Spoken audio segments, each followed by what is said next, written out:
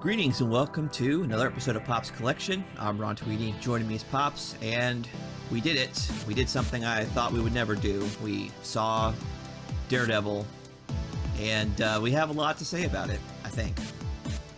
Well, I would be impressed if you did. I know that you truly was not a, since you're, I'm going to say, comic purist, maybe. I'll call it that way. I wouldn't say that. Okay, well, anyways, welcome everybody. Glad you're with us. I've got my coffee. Have you got yours, Ron? The Colombian Excelsior special from QT. Oh, Excelsior must be a Stan Lee thing. Not quite. Yeah, I know. That's good. Well, good deal. Yes, Daredevil 2003. Yeah. So that was right after the Tobey Maguire Spider-Man. Right. Done by Fox, not right. By Marvel. Right. Of course, Fox did the X-Men movie 2 years prior, or 3 years prior to this. That's true. It's not unprecedented. So right. Well, the first X-Men after this X2 came out. Right. Exactly. Movie actually did relatively well. They had a $78 million budget. Yeah. And they actually made just a little over 179 million. Right. So not too bad for the time. Yeah. It did come out on Valentine's Day, which I thought was kind of weird. But yeah, it came out February 14th. Right. So we're talking, what, 18 years ago that this came out?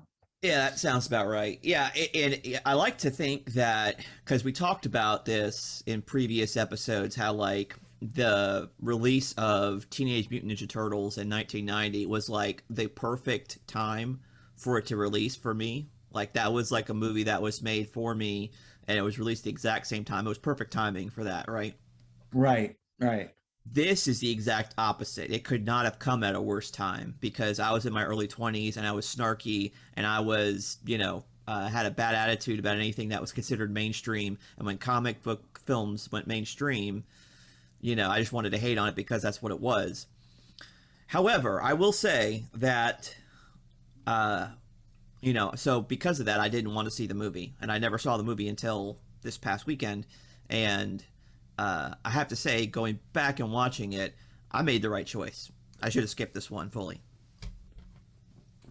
but not for that reason. Not for that reason, but for a different reason, which we'll get into.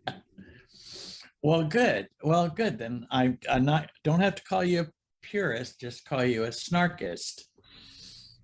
So you were snarky about it, I guess. So, yeah, I just want to be associated with that because, like, it's one of those things. Like, and there's this cycle, and we see this where there is a, they use the term community. I don't like that word. I think it's overused and it's kind of clunky.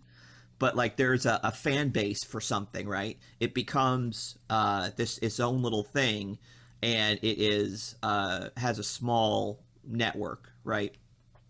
So people get into it. There's a lot of, welcoming or whatever.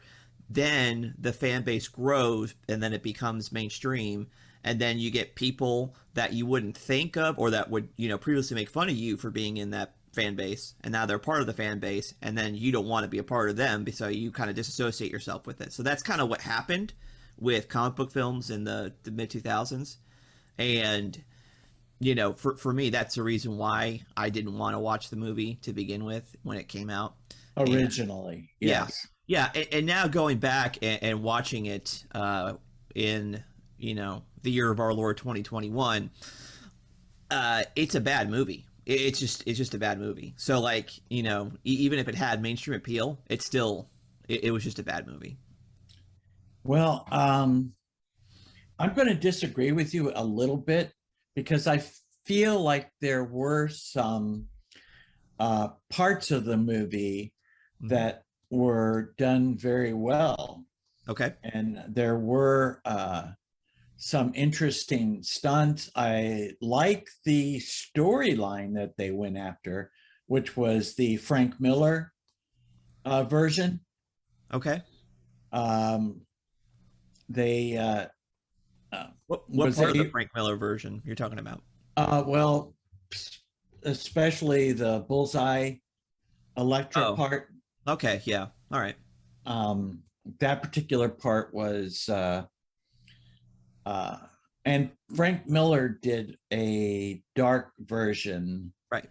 of Daredevil. So, Well, that's the thing. Like that is my favorite version of Daredevil is the Frank Miller run, from the late 70s, early 80s, where he introduces the right, hand, Elektra, and things like that. And and that's one thing I will say is that they did try to capture shots from the film to kind of mirror the panel in the comic. So that, I mean, I get that. That was fine. It was everything. Like, so if you wanted to show, a screenshot of the film and a screenshot of the comic, you're right. I would say that's cool. Everything else beyond that one screenshot, that one still shot of the film, is just, I think, yeah, I think really bad casting.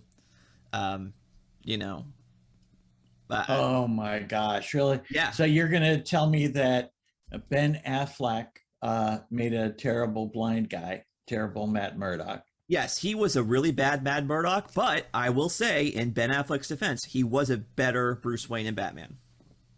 I still like him as Bruce Wayne and Batman. Yes. Well, and that's kind of interesting that you bring that up because, this movie, the director of this movie, actually, it took them, Yeah, they started thinking about this in 1997. right. And a few different writers, few different directors came and went. And this guy was actually a huge Daredevil comic book guy, Uh-huh. and he wanted to stay true to the comic, Right. which I think he did in a lot of areas. But the story did suffer somewhat. But like, for instance, the weird part for me was the coffin like tank that he slept in. Yeah. Mom saw that and she goes, "Oh, is this a vampire movie?" No, Mom, it's not. And I think that I kind of like the way the CG artist tried to portray how he saw the world. Yeah. Yeah, that was and fun. and actually on the DVD, Yeah. they do have a special feature where you could watch the movie as if you were watching it as Matt Murdock, which I think would not really help the movie any that much. But if you could imagine watching the whole movie like you had those special scenes, where he saw Elektra in the rain, or those things when he would hit the vibration. So, I don't know the if you. entire film is filled Yes. is from that perspective. Yeah, they have a version of it that you can watch it that way, Hmm. which I don't know how that would work out, but I, I'm I actually kind of did. intrigued by that. Yeah. Yeah. Huh. Okay. Well, you know what? I don't know if it's worth Maybe. watching again for that, but to me, because that is actually one thing. Let's talk about that a little bit because it doesn't have anything to do with the movie, which I appreciate, and it does talk about more about Daredevil, which is better. So one thing, I don't know if you know that this is a thing. There's a so you know how we have closed captioning for films for the deaf and hearing impaired, right? Correct. Yes. They also have a feature for people who are, blind, Blind. Yeah. slight challenge, about it's called descriptive audio. Have you heard about this? I have heard of descriptive audio, but I did not know that was what it was about. Yeah, and funny enough, Netflix was they didn't, the audio and video options that you have from a streaming platform are kind of limited in the beginning. And when Daredevil, the Netflix series, released, the first thing that people were asking for is, where's the descriptive audio service for this? I mean, this is a story about a blind man. This is what the blind depend on in order to consume movie entertainment. Where is it? And Daredevil actually was one of the first series from Netflix to offer the descriptive audio service. So, I do think it's interesting that that to me is pretty cool. That it was because of a superhero that actually is blind that led to Netflix offering descriptive audio services on their platform, which is pretty cool. Oh yeah, really cool. Actually, I thought that this movie. I mean, let's face it. We have even though you don't think Ben Affleck's a good Daredevil, he is a good actor. Well, I think he became a good actor. So I think that let's see, Justice League came out in, was it 2017? Yes. And then Daredevil's 2003, right? So that was like almost 15 years, right? Correct. I think over the 15 years that Ben Affleck got something, he acquired.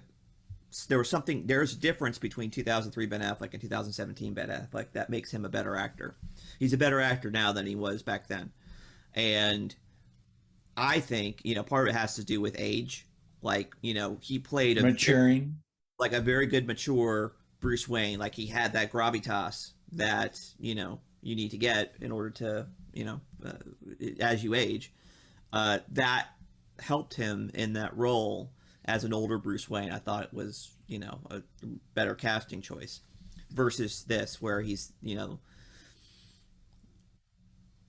well, I'm not really sure that he was real hep on doing this, because there were a lot of reports that well, first of all, it was doomed from the beginning because Marvel wanted the rights back. So there was some issues with Fox, and Regency. There was quite a few issues with, and they were going to make an attempt to do a second one, but Affleck, according to sources I read, he did not want to do a superhero movie anymore. He thought that playing a part in a costume was kind of demeaning. Okay. Which, like I said, he later did Batman as it's ironic. It was ironic that, but he said the only way he was going to do it was if they were to do the, I think it was Kevin Smith that did the Born Again version. That's right. And he said that if they were going to do that he would consider it. Yeah. And to be fair, Kevin Smith, who does have a cameo in the film, he wrote Daredevil, like you said at the time. Yes. And he used Ben Affleck in a lot of his films. Kevin Smith did. Whether it's trying to think, Chasing Amy, Jersey Girl, all the ones that Kevin Smith did, like he included Ben Affleck in Dogma, and so yes. They're very familiar with each other. So I have a feeling, and I think that Kevin Smith wrote that Born Again storyline with the potential of Ben Affleck portraying him. And the other thing that I think is a problem for me with the 2021 eyes watching this film is we've already had the Netflix series, and to me, you can't beat that at this point. Charlie Cox will always be Matt Murdock. Vincent D'Onofrio will always be Wilson Fisk. You just can't get away from it. Yes, even though Michael Clark Duncan. I think he did a adequate job as Kingpin. I love his voice. Yeah, I would agree with that. And I think he did portray the Kingpin's voice in some animated stuff, and so Yes, he did. it's not unprecedented. But you know, from my perspective, there's a difference. I think what makes a Wilson Fisk character so compelling, at least for Vincent D'Onofrio when he did it, there's this smoldering rage to the character that Right, which you did not get with Duncan. right. There's this cold and calculating demeanor to Michael Clark Duncan, which is good for a crime boss. I agree, you know, but not for Wilson Fisk. You know, the smoldering rage from Vincent D'Onofrio. That's, you know, when I think of Wilson Fisk, it has, you know, that's exactly how he plays it.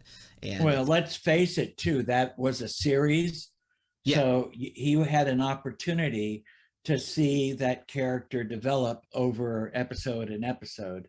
that's fair. Whereas there wasn't that much really of Kingpin Wilson Fisk in this particular version.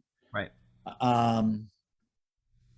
I did like that. I did like Jennifer What's in Your Wallet Garner. She did an okay job. No. I know I should. So yeah, Actually, my favorite actor in the whole thing was Colin Farrell. I thought as he was Bullseye. terrible. It was hilarious. Terrible. Oh, he was so funny. I'm sorry. Well, maybe okay. Well, how about Jon Favreau? I think he was miscast too. You know, he's great as Happy Hogan. I want him directing all these films. I want. He was not Foggy. He was not Foggy. Exactly. No way. You know, Eldon Henson is definitely the Foggy that we. Oh yes. Well, yeah. Well, John Pantoliano. Yeah, Joey Pants. That did Ben Ulrich. Yeah, he did an okay job of that. You know, it was fine. But like you said, we had, we also had Frank Miller cameo in this movie too. Who was he? He was one of the police officers. Okay, yeah, I missed him. Yes. Well, see, having the extras, and if you saw, like I said, Stanley with a lot more hair, right, and you saw Frank Miller with actually not gray hair, right, and Kevin Smith was just so young, in that compared to now, you know, and he weighed a lot less. Well, that's another thing too. The director of this, he chose Michael Clark Duncan to play Kingpin, but he told him that if he wanted the part, he had to gain 20 pounds. Okay. So he did it for this movie, and when they were discussing, when they were going through all the rigmarole for a second movie, Duncan had gone down to like 290. He was like 310 for this movie, and he wanted the director wanted him to gain another 20 pounds, be 330. He wanted to do a story, Michael Clark Duncan, he said he would come back as Kingpin, but only if he was thinner in weight. You know, that he wanted the story to be told that he got his weight down so he could be faster to fight with Daredevil. Okay. And somehow that just didn't go over, so it never happened. Well, but again, they were true to Bullseye killing Elektra. Yeah. From the comics. Right, of course. And I did kind of like the origin story with the young Matt Murdock. It was fine. Yeah, it wasn't like, I think that during this series, we got a bit here, a bit there. Yeah. You know, whereas this was just one concurrent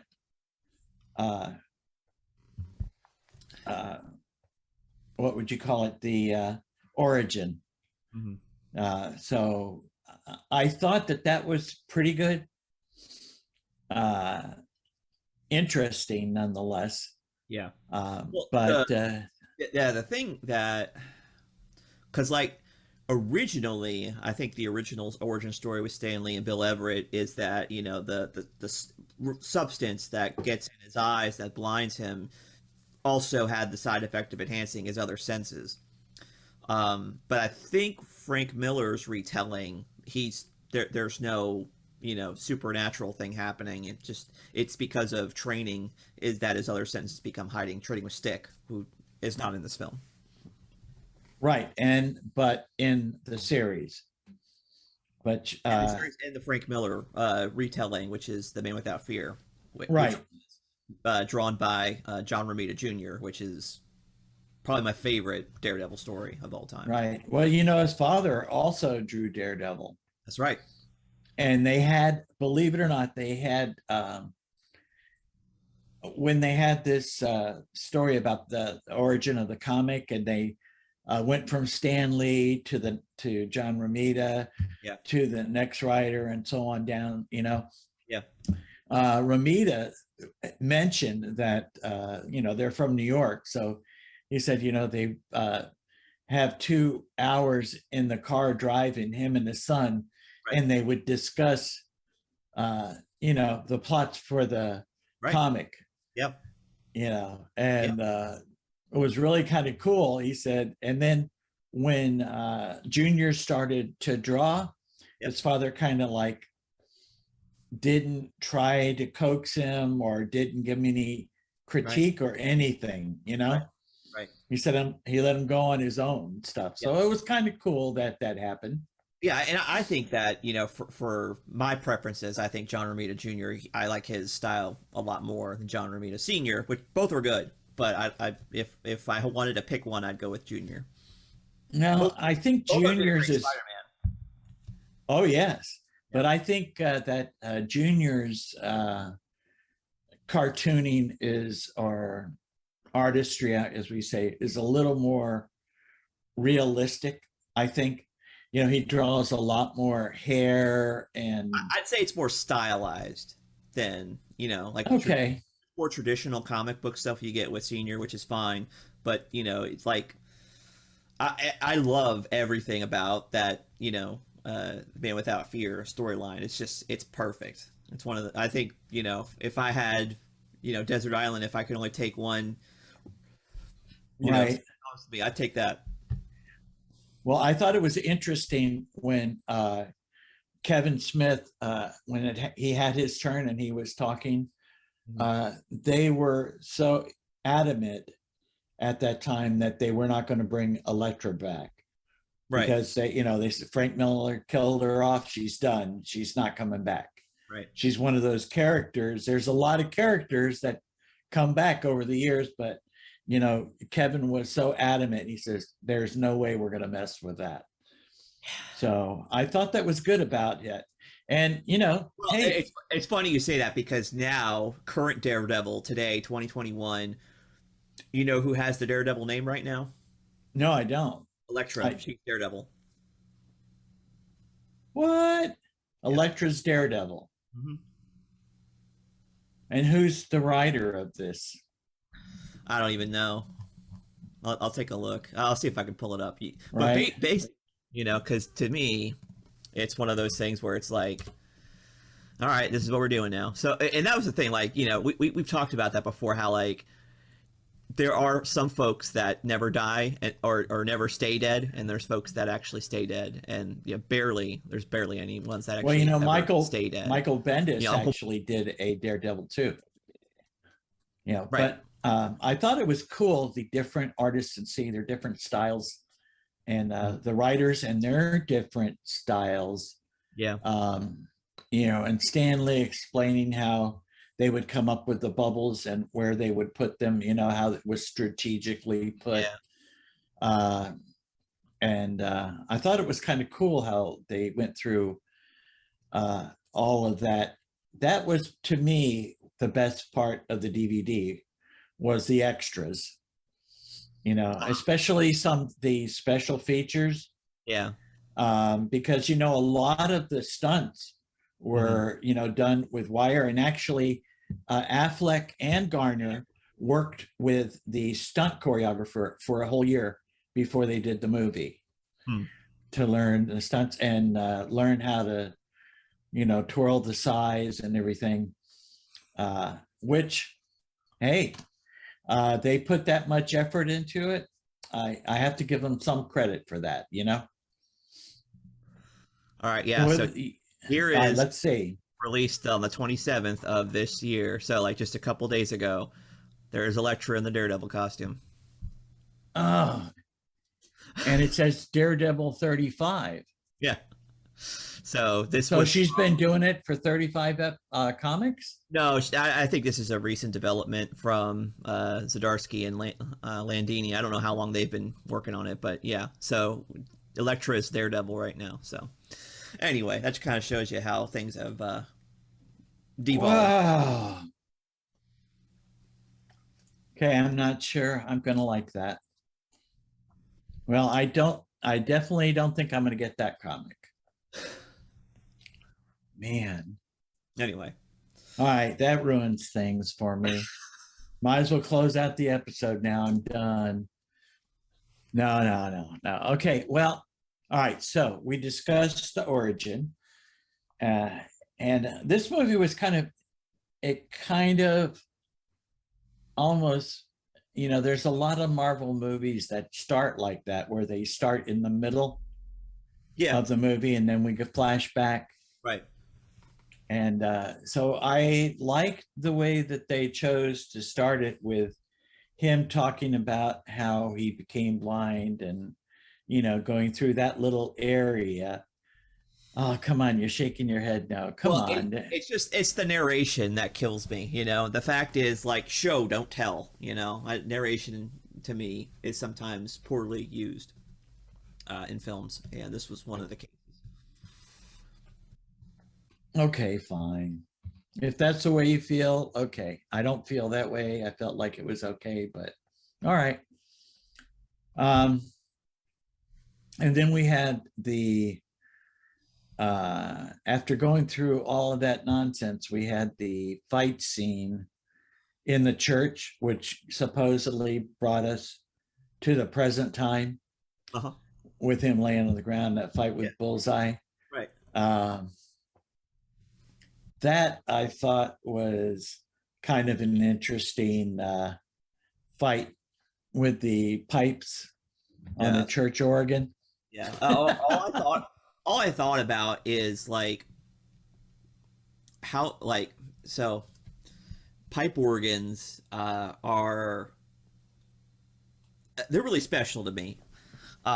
They're very, it's a large setup. It's extremely expensive to maintain and to build and to have things like that. And so just to see something, that work of art destroyed like that so carelessly was that to me, that's the only thing I thought about was like, it's like how many millions of dollars of damage did they do just on that pipe organ? Right, except that it wasn't a real pipe organ. I guess not, but still, I just, whatever. Right. Well, no, it wasn't, because there was a special feature on the film part of the DVD that showed how they were actually solid pipes. Okay. So that the actors could stand on them. So not a real pipe organ. Okay. So, yeah, because I mean, think about it really. If the pipes are hollowed out, right. I couldn't really see. I don't know if they'd be strong enough for somebody to stand on them, on the top of them. Yeah, I don't know. Yeah, so. But there were some interesting things there. That, and like I said, the wire work, the choreography for the fight scenes was done pretty well. When it wasn't CG, yeah. Yes, well, there wasn't a whole lot of CG in that. That pipe organ scene had plenty of CG in it. It looked. Oh yes, that one did. No, that one did. But the one where he, yeah, it was kind of funny. They were showing them shooting him. You remember there was a scene where he went across a building. They had a stunt guy, and they shot that 2 nights in a row Yeah. By the way, it was New York City, but they were shooting in Los Angeles. Okay. So it wasn't even in New York, a New York top, you know? They kind of did some CG things with the skyline Mhm. to make it seem like it was New York when it wasn't. So, but anyways, they tried to do this jump scene, Yeah. and they did it with the wire. 2 nights they did it, and they wound up shooting it in CG. And he's like, you know, some things are better done wire, and some things are better done CG, and that was just done better CG. So anyways, for 2003, the CG was not bad.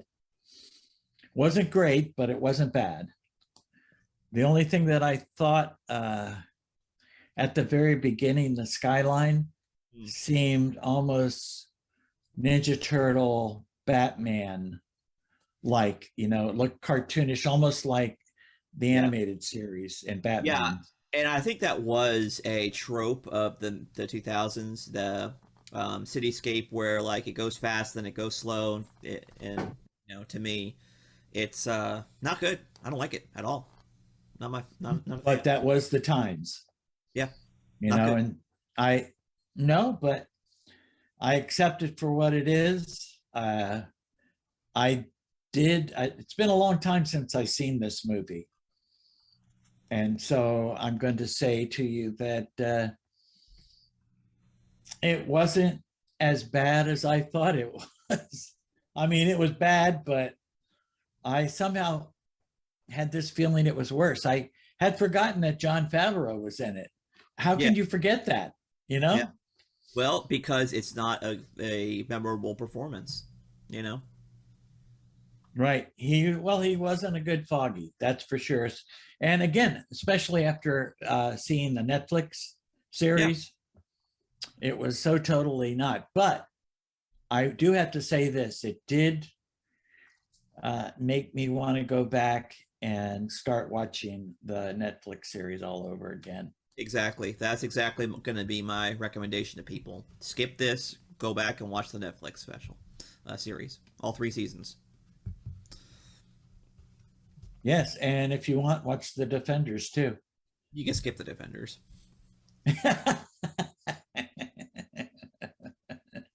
Oh, come on. That was a good, it could have been the start of something good. and it wasn't, and that's why I'm upset about it. Okay. All right. I totally understand that. All right. Okay. What else would you like to trash about this movie?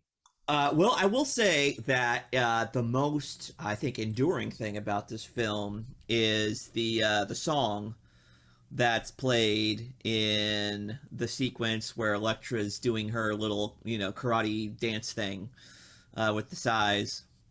You know, you have that Evanescence song "Bring Me to Life," Oh, and yeah. Yes. it's Yes. it's been completely been a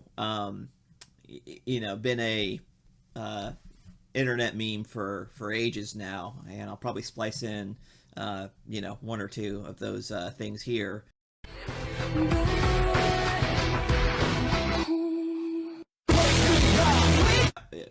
It had the, I think, opposite effect, the intended effect. Like when I realized that scene and that music was in the film, I was like, I'm never seeing this movie. It's so, and to me, when I actually saw the film and I saw the sequence, I'm like, this is exactly what I thought it was going to be, and it's terrible.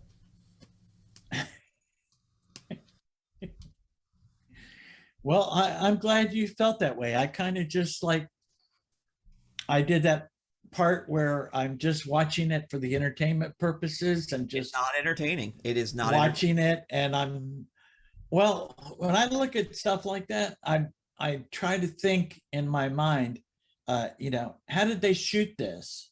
Is this part real? Is this CG?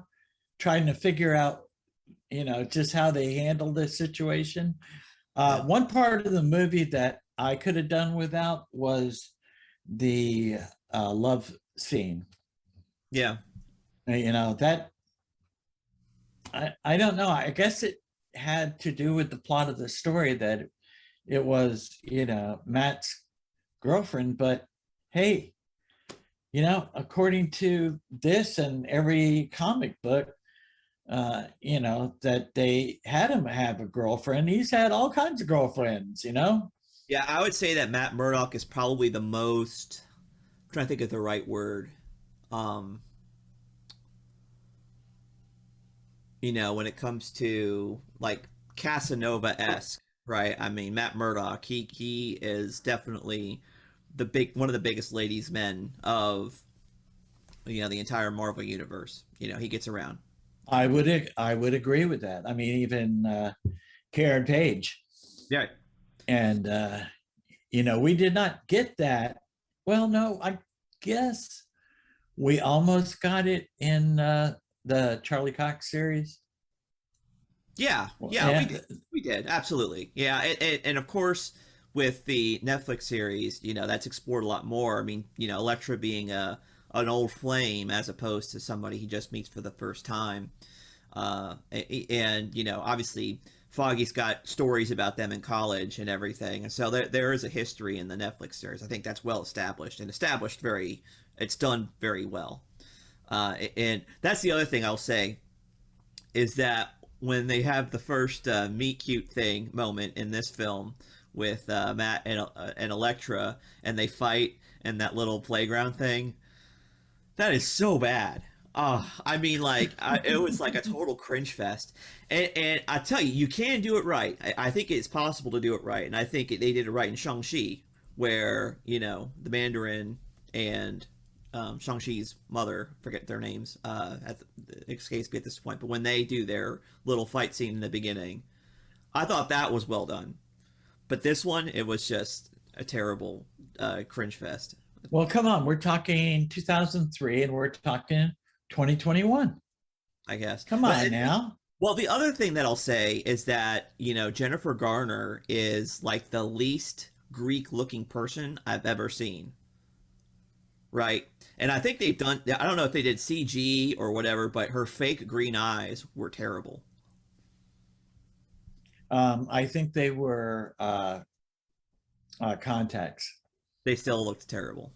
Well, and she did not look Greek at all. Oh, not even close. So it's like, yeah, you're sure your last name's Nachios. I bet. No, not unless it's extra spicy nachos or nachos and cheese. I don't know. No. All right. So I guess while you're talking about that, I guess you could spend a few minutes telling me how much you loved the movie Elektra. Yeah. So the thing about Elektra is that I had it playing on in the background last night when we were, carving pumpkins, and it was pretty much what I expected it to be. It's a terrible film. Don't watch it.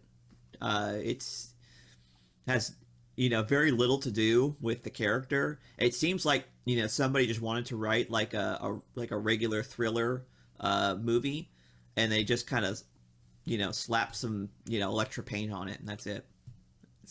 Well, that and the fact that it was supposed to be a movie about an assassin, right, and her being an assassin, and then not fulfilling her contract or whatever. Exactly. It's some sort of this was not an Elektra movie. This was some other movie with Elektra kind of forced in after the fact.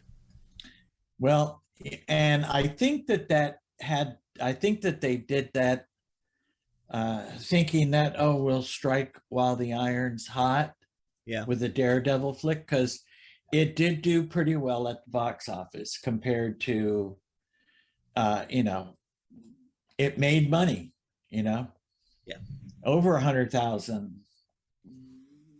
million, I'm sorry, from what they had used for it. But I tell you honestly, I bought the Elektra one because I did not go see it in the theaters. I don't even know if it was in the theaters. Was it? Or I think it was, but okay. But I got it on DVD, and I watched it because I had bought the Daredevil DVD. Yeah. So I said, oh, good, another Marvel comic book movie. I'll get that. Mhm. And I'd like to share with you some thoughts about it, but honestly, you watched it last night, so it's fresh in your mind, but I haven't Oh, watched it it's for a worse. long time. It's worse than that because I saw it last night and it's not even fresh in my mind. So Yes, I can't even tell you who the bad guys are in it. So yeah, I mean that the hand plays in it, but it's not, you know, um, yeah, I'm sorry to say that I would agree with you. That's also a not watchable. no. Don't watch. Don't waste your time or your Right. money. Go watch Daredevil season 2 if you want to get your Electra fix. It'll be much more satisfying. Oh yes, definitely. And we did get in the television series, we got the death of Elektra Yeah. in that series also, but in that series she came back to life. Well, yeah, that was the Electra film too. It was the same thing. So Yeah, yeah. So, but anyways, that's all right. So, anything else? Any other? Is there anything redeeming about the Daredevil movie that you want to no, add? not this one. Yeah, because like Okay. the little courtroom drama that we got as him as a lawyer, he's defending this, rape victim from someone named Casada, which, obviously, named after Joe Casada, which Yes. if I was a comic creator and they were going to use my name in the film, naming him after a rapist might not have been the best thing.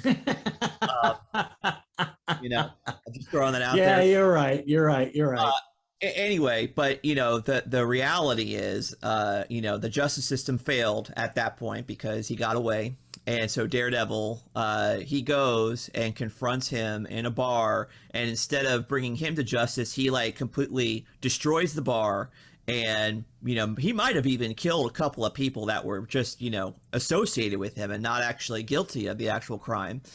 And then he goes and he murders the guy by throwing him in front of a train. I mean, that's not Daredevil. Daredevil has a code. He doesn't kill, you know? Well, not that Daredevil. Right. And to me, that's not Daredevil. It's completely that's the thing I hated about the film is that the one thing that is classically Daredevil, where he's lawyer by day, vigilante by night to kind of catch the people who escape the nets of justice. He didn't give justice to that wasn't justice. You know. No, and the majority of superheroes are not um, murderous, other than Punisher, Right. right? I mean, Sure. is there any other I mean, you can make the case. superheroes? You can make the case for Logan. Logan's he's got a pretty high body count, and Right, but there's not that many. no, Yeah, it usually, if they're murderous, they're villains. right. It's very rare that you get an opportunity to have somebody. I guess, I don't know. I guess maybe it's difficult for some directors to get past that part where that um,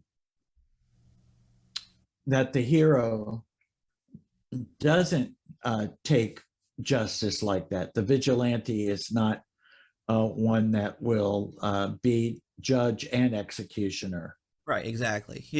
And to I think that yeah, it's just to me. I think that was not really a good part for Daredevil, and I guess I don't know why they decided to go that route. To me, it's like I don't know. So yeah, Right. And total contrast to that, at the end of the movie, when we get the fight with the Kingpin, right, he just breaks his legs. right, And he's like, I'm going to tell everybody in jail that you're a Daredevil. And he's like, oh yeah, really? You're going to tell them that you got beat up by a blind guy? like, oh yeah, that's gonna make him not say anything, Yeah, right? exactly. Yeah, and the other thing is that, like, again, when it comes to justice, there was no witnesses of any crime that Wilson Fisk committed or anything like that. It was just him. To me, it's like, yeah, Right. And he saw Bullseye kill his love of his life, right. Yep. and And the well, other, he didn't see it, but yeah. he, Well, then they also did the Tim Burton Batman thing where Kingpin was the one who killed his dad, right? yes, yes, I'm like, really? We doing this? yes. But he wasn't the kingpin at the time, No. or so he revealed at the end, Right. So, that he was just lackey or whatever. yeah. But so much for that. Right. All right. So uh painfully, Yeah. we're done, you think? Yeah. Yeah. Other than a rating. Sure. We can give it a rating. Yeah. You see, please control yourself. You're so excited about this. I can see. You just cannot wait. Oh Yeah. my gosh. What if I was to tell you that for me, Yeah. I'm going to say it was a 4.5, just below average. Okay. I'm going to give it. It's pretty generous. Well, yeah. Well,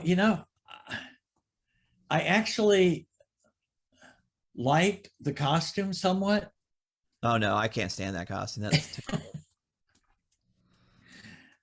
Well, not the mask, but the rest of the costume. I liked the whip things and whatever you want to call it, batons. I don't know. that's his Billy Club. That was fine. I didn't care about so much about that. That was fine, but the costume itself. I mean, after you see the Charlie Cox one, there's no real. Oh, and there's no question that Charlie Cox one is better. Yeah. But So, I thought that it was serviceable, okay. Definitely. Much better than the Electra costume or the Yeah. Bullseye costume for that matter. Yeah, that was terrible. Yes. Oh, the thing with the bullseye on his forehead? Of course, that was a piece, Mm-hmm. and he would get sweaty and it would bubble up. They had to have to replace it. Yeah. All right. So listen, 4.5, my generous number. What about yours? It's a 3. That's a 3. Wow. For you, that is generous. I know. I know. So, And the only reason why it's a 3 is because I'm kind of curious about the blind version. That fact that they put enough effort into it to have a whole movie taken from that perspective is interesting. So we'll have to take a look at that one of these days. all right. Yeah. What I'll do is when I get some free time up from my shows that I'm watching, I'll see if I can pull it back up and take a look at it and see if it's worth bringing up to you or if it's just cringeworthy. Okay. And I'll let you know one way or another. But yeah, because I thought when I saw that they had it that way, that it would be interesting. But I said, do I do another hour and 48 minutes or whatever it was and check this out, or do I not? So anyways, okay. So anything else? I'm good. Let's close it there. Okay, doke. All right. Well, thank you for suffering through Daredevil with us. And if you have any feedback, please feel free to use social media to do that. And we'll see you next week, hopefully with something better. Goodbye and God bless. Goodbye. God bless. And tell your friends.